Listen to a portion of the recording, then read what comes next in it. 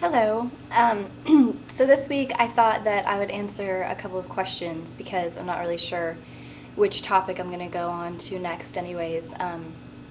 If you remember last week I talked about getting acceptances and rejections and then, actually deciding which school to go to.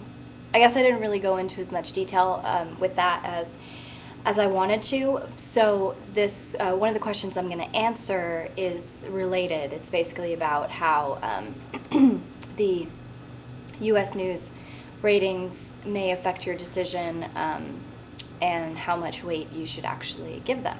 So let's start with that one then. All right. Sorry, I should have put this in a more accessible position. All right, so this magazine, my school gets this magazine for free. I'm sure that most law schools do, and that non-law students could get their hands on it somewhere. It's called The National Jurist. And this week's big story, or this month's, I'm sorry, I actually don't even know how often they publish it, is how rankings are destroying law schools. And I've been hearing a lot about this lately, actually pretty much ever since I started law school, because I definitely put some stock into it. I remember when I was in undergrad, right when I got accepted, my mom's boyfriend bought me an issue of U.S. News when they had ranked the undergraduate institutions. And luckily, I mean, I went to an undergrad that always rates high on there. Like, it's just not an issue. But if you go to a school that's kind of a little bit more like middle ground, like my law school is, I mean, don't get me wrong, it's a good law school. It's just that it's not top 10 or anything like that. So there's much more room to move up and down, and so I just think there's a lot more controversy, and it's talked about a lot more than it was at my undergrad. Okay, so this article is super interesting. It's about, okay, I also should have found the page. Okay, so it's basically about how the rankings have become so important that it's just created this unhealthy competition between schools, to the point where schools are lying or being deceitful in some way about their statistics, their scores, their employment rates, things like that. So okay, so first it talks about how this ranking system has only been around for 20 years, which I was actually surprised to hear about. And as they started to become more popular, like alumni would pay attention to them and vary the money that they would give based on it, or employers would check out the ratings before they even looked at someone's resume, which is just ridiculous. That's when they started to see these discrepancies because schools wanted to get higher on the rankings. So they would see discrepancies in the numbers reported to U.S. News and the numbers reported to the American Bar Association. So then after that whole scandal, they started only using numbers that were reported to the ABA. But then a whole new scandal started with people, reporting badly to the ABA then, or not just badly reporting, but what they would do is, where was it in here? Oh, okay. So for example, this is one shady thing that they do. The U.S. News report has an employment percentage thing or whatever, like postgraduate employment. And when I first read that, I thought that meant like if you had a job when you graduated. So I was kind of misled. It actually means 9 months later. So February of the year after you graduate. That's when they calculate those statistics. So what schools have started doing is temporarily employing students in that month, in February, when the numbers are calculated, which is just ridiculous. And by temporarily employing, I don't even necessarily mean like in a lawyer's job. Like it could be in a secretarial position with the school or whatever.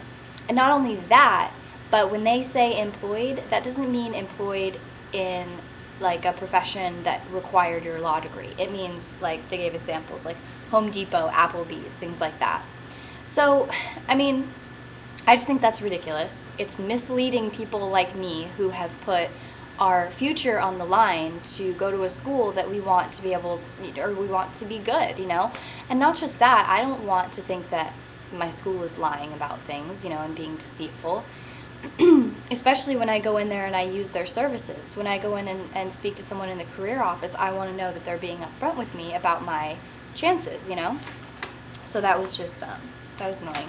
And this article basically suggests, like, tighter standards and more oversight of the ABA, the American Bar Association, to make sure that they're actually reporting accurate information, you know?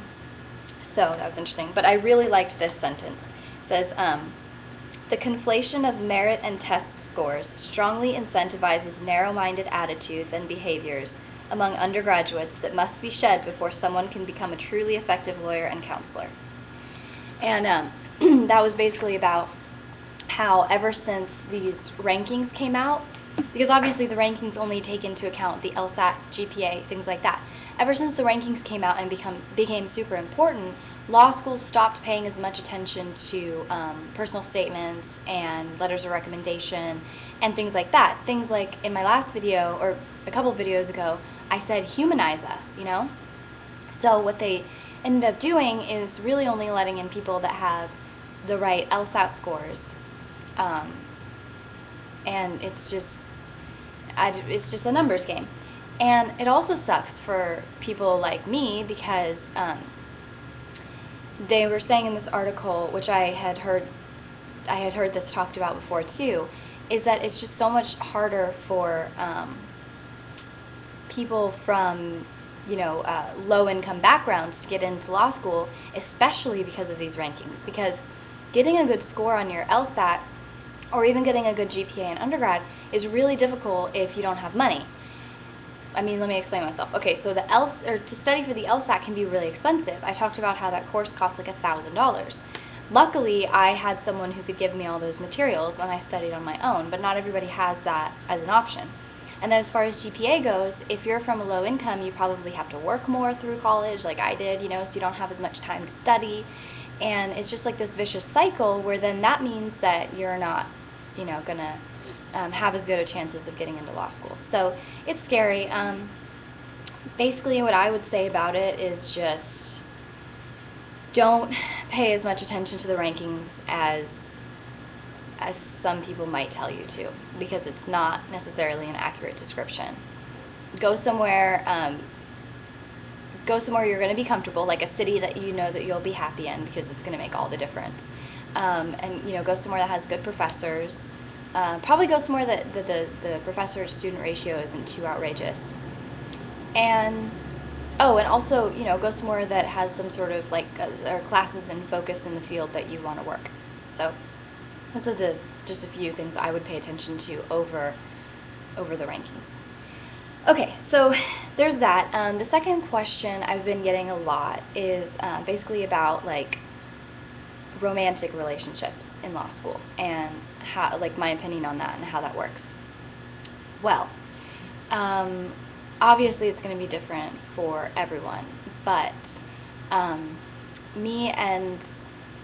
so my situation is that I had been in relationships pretty much, like, since I was 15 years old.